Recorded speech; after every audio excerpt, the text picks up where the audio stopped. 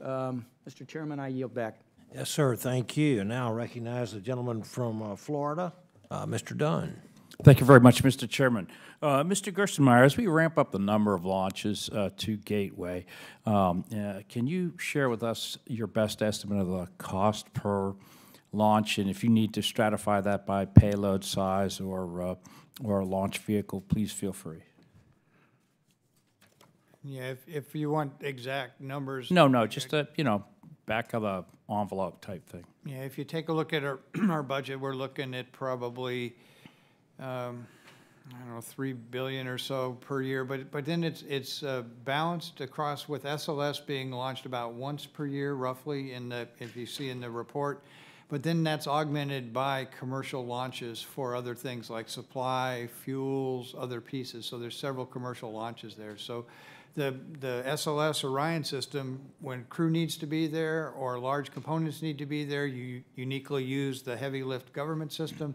When the smaller things can come, they can come on other pieces. So for example, the power propulsion element, it'll be launched on a commercial launch vehicle. So we spread that across all of them so we can get the most efficient launch system to take whatever unique cargo is needed. So I was under the impression some of the commercial systems also are heavy launch now. Am I, They're still on the books in terms of redesign. There is no system that is as far along in manufacturing development as the SLS. Might very well happen, though, over the course of the next 4 or 5 years. Sure, and if it does, then we'll figure out a way we can accommodate those in our architecture. So our architecture isn't dependent upon one launch system.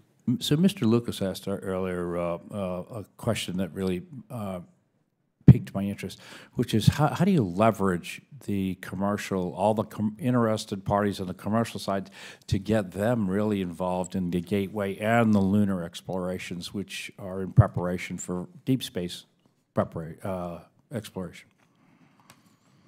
I think, again, if we can show what we need from a NASA perspective to do this and show the vision, then I think industry can start figuring out ways to contribute and move forward in that vision. We're trying to do that very much in low Earth orbit. We're starting to see now some companies that have not done research in space now have interest in space, which is encouraging. So I think the key thing is we can show the vision, we can show the open architecture, then it's up to the companies to figure out how they can contribute and work with us in that area. We can also share our expertise with them.